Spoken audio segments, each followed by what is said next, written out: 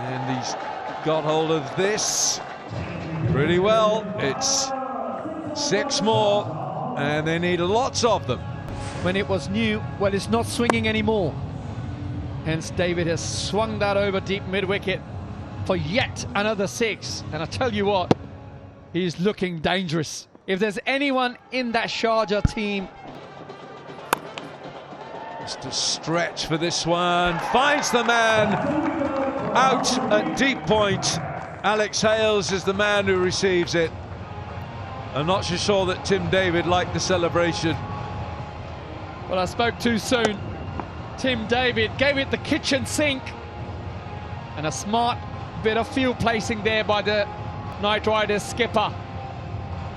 Hales taking a smart catch. Tim David not impressed by the celebration as he departs for 60. Sharjah Warriors 120 for 6.